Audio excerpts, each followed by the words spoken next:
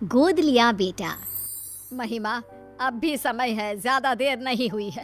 वंश को चलाने के लिए लड़का ही जरूरी होता है। लड़कियों का क्या है, वो तो पराया धन होती है। एक ना एक दिन तेरी बेटी दृष्टि भी अपने ससुराल चली जाएगी। फिर बुढ़ापे में कौन तुम्हारा सहारा बनेगा, कभी सोचा है तुमने? मम्मी जी, मैं आपकी बात समझ रही हूँ, लेकिन किसी दूसरे के बेटे को हम कैसे अपना लें भला? जिस किसी भी बच्चे को हम गोद लेंगे उसकी रगों में तो किसी दूसरे का ही खून होगा ना, और मैं दूसरे के बच्चे को पाल नहीं सकती। हाँ माँ, महिमा ठीक कह रही है। वैसे भी दृष्टि अब 8 साल की हो चुकी है, सब समझने लगी है वो भी। अगर हम बच्चा गोद ले भी लेते हैं तो हो सकता है कि कल को वो भी उस बच्चे को एक्सेप्ट ना कर पाए। अरे वो सब तुम समय पर छोड़ दो, समय के साथ साथ उसे भी सब समझ में आ जाएगा। वसुंधरा अपनी बेटी बहू को रोजाना यही बात बोलती, जिसे गिरीश और महिमा नजरअंदाज करते रहते। फिर एक दिन, तुम लोगों को पता है वो जो हमारे पड़ोस में विमला रहती थी ना, जिसकी सिर्फ 2 बेटियां थी, आज उसकी बंद कमरे में लाश मिली है। जानती हो, उसकी सास ने भी उसे समझाने की बहुत कोशिश की थी कि किसी लड़के को गोद ले आए, लेकिन उसने अपनी सास की एक ना सुनी, और देखो आज कंधा देने वाला भी कोई नहीं। वसुंधरा की इन बातों का गिरीश और महिमा पर इतना ज्यादा असर पड़ता है कि वो तुरंत ही बच्चे को गोद लेने का फैसला कर लेते हैं। तकरीबन 3 घंटे की प्रक्रिया के बाद गिरीश 6 साल के हर्ष को संग लेकर घर पहुंचता है। आप यही चाहती थी ना माँ कि हम एक लड़के को गोद ले आए? तो देखिए, ये रहा हमारा हर्ष। ये तो तुमने बहुत अच्छा किया बेटा। अब एक काम करते हैं, कल कुछ पंडितों को बुलाकर इसका शुद्धिकरण करा देते हैं। शुद्धिकरण? ये क्या होता है? अरे बेटा, अभी तेरी रगों में किसी और का खून है, जिसके बारे में हमें कोई खोज खबर भी नहीं है, इसीलिए तू अशुद्ध है। कल जब तेरा शुद्धिकरण हो जाएगा तब तो इस घर का वारिस बन जाएगा। तो क्या कल आप इंजेक्शन लगाकर मेरे शरीर से खून निकाल लेंगे? अरे ना ना बेटा, ऐसा कुछ नहीं होगा। हाँ, मुझे पता है ऐसा ही होगा। मैंने पढ़ा था खून की शुद्धिकरण को डायलिसिस कहते हैं। इसके जरिए जो हमारे शरीर में गंदा खून होता है वो निकाल देते हैं। आप लोग भी कल मेरे साथ यही करोगे ना? हर्ष के मुंह से इतनी छोटी सी उम्र में इतनी बड़ी बड़ी बातें सुनकर सभी दंग रह जाते हैं। आप कहाँ से लाए हो इस बच्चे को जो इस उम्र में इतनी बड़ी बड़ी बातें कर रहा है? कहा था ना कोई मासूम सा बच्चा लाना। महिमा, यह अभी सिर्फ 6 साल का है। अगर मैं इससे भी छोटा बच्चा लाता तो तुम्हें पता ही है छोटे बच्चों के साथ कितनी दिक्कतें होती हैं। हाँ, लेकिन आपको यही बच्चा मिला जो इस उम्र में इतना कुछ समझता है। उससे तो आगे भगवान ही बचाए। मैं दृष्टि के पास जा रही हूँ, आप संभालिए इस शैतान को। अगले दिन पंडित को बुलाकर शुद्धिकरण की पूजा भी करा दी जाती है, लेकिन उसके बाद भी घर का कोई भी सदस्य उसे अपना नहीं पाता। वो घर में सजावट के लिए पड़ी किसी चीज की तरह था। इसी तरह 1 साल बीत जाता है। समय के साथ साथ हर्ष को भी अपनी और सौतेले में फर्क समझ आ जाता है। अब दृष्टि 9 की और हर्ष 7 साल का हो चुका होता है। दृष्टि बेटा, मैंने तुम्हारे लिए एक साइकिल खरीदी है। अब तुम्हें स्कूल बस से जाने की कोई जरूरत नहीं है। थैंक यू पापा। पापा, मेरे लिए भी आप एक साइकिल खरीद लीजिए। स्कूल बहुत दूर है, मैं आने जाने में थक जाता हूँ। अगर स्कूल इतना ही दूर है तो कल से जाने की कोई जरूरत नहीं है, घर पर बैठ जा। मेरे पास इतने पैसे नहीं कि अब तुझे भी साइकिल खरीद कर दे सकूं। हर्ष मुंह लटकाकर वहां से चला जाता है। तुम लोग क्यों उसे अपना नहीं पा रहे हो? आखिर कब तक ऐसे ही उसके साथ सौतेलापन का व्यवहार करते रहोगे?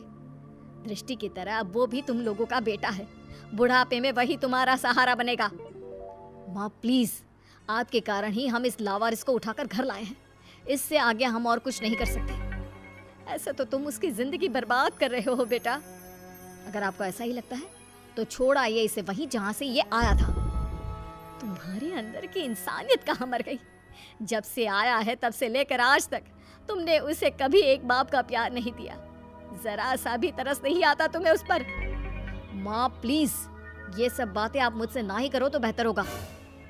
2 दिन बाद आज हर्ष बहुत खुश होता है और उछलते हुए अपनी माँ के पास आता है। माँ, मेरा रिजल्ट आ गया।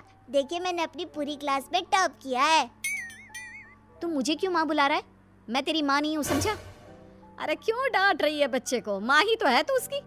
सगी माँ नहीं हूँ मैं इसकी, जो ये इस तरह बार बार मुझे माँ माँ बुलाता रहता है।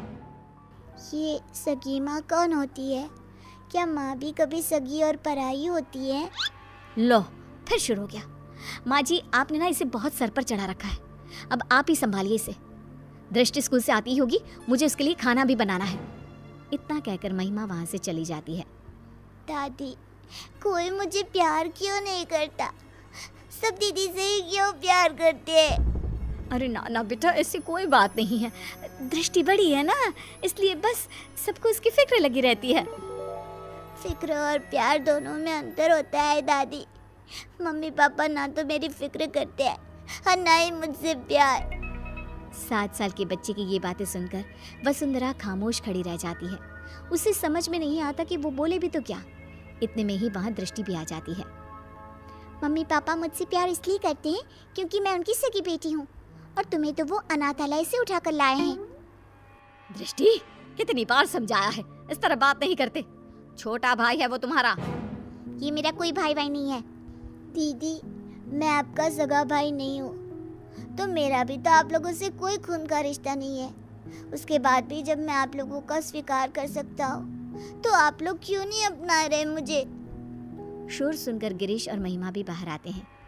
इतना शोर क्यों हो रहा है यहाँ? क्या चल रहा है ये सब? देखिए ना पापा इस लड़की को। क्यों रे हर्ष, आप कौन सा ज्ञान झाड़ रहा है तू? मैंने तो बस छोटा सा सवाल ही पूछा था दीदी से।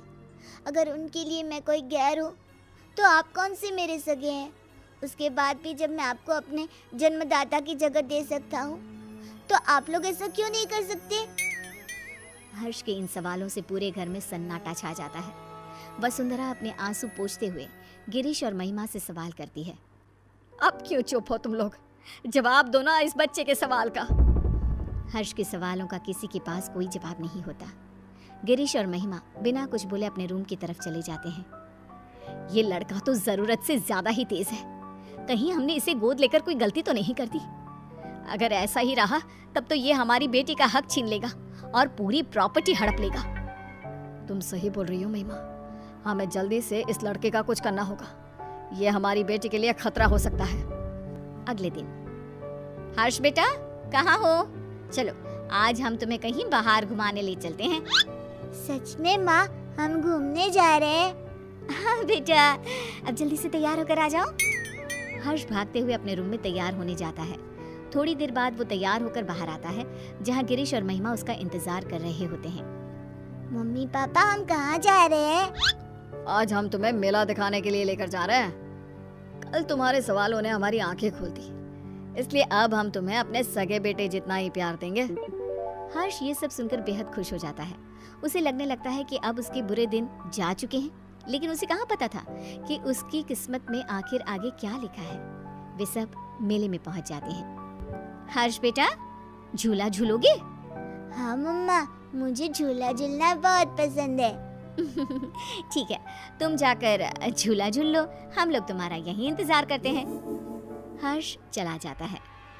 यही अच्छा समय है, अब हम घर चलते हैं, इसका काम तो हो गया। सही कहा तुमने, मेला घर से इतना दूर है कि ये वापस लौटकर कभी नहीं आ पाएगा। गिरीश और महिमा वहाँ से चले जाते हैं। हर्ष जब वापस लौटता है तो उसे वहाँ कोई नजर नहीं आता। वो पागलों की तरह अपने परिवार वालों को ढूंढता है।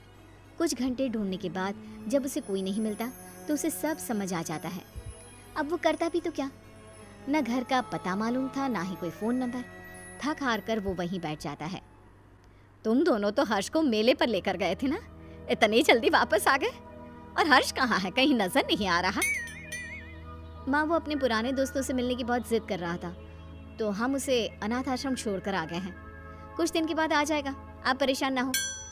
वसुंधरा को दाल में कुछ गड़बड़ लगती है, लेकिन वो कुछ नहीं कहती और सीधे अपने रूम में चली जाती है। महिमा, माँ को इसके बारे में कुछ पता नहीं चलना चाहिए। महिमा सिर हिलाकर हाँ कहती है। 1 हफ्ता बीत जाने के बाद भी जब हर्ष वापस नहीं आता, तब वसुंधरा अपना फ़ोन उठाकर हर्ष के दोस्तों को फ़ोन करती है, जिससे उसे पता चलता है कि हर्ष तो कभी अनाथ आश्रम गया ही नहीं था। गुस्से से आग बबूला होकर वसुंधरा गिरीश और महिमा के कमरे में जाती है। हर्ष तो अनाथ आश्रम गया ही नहीं, फिर तुम लोगों ने मुझसे झूठ क्यों बोला? कहाँ है मेरा पोता, बताओ मुझे। माँ जी, वो आपका पोता नहीं है। मुझे सिखाने की जरूरत नहीं है, जितना पूछा है सिर्फ उतना ही जवाब दो। माँ, वो हम लोग हर्ष को उस दिन मेले में ही छोड़कर आ गए थे। हमें नहीं पता कि अभी वो कहाँ है। क्या?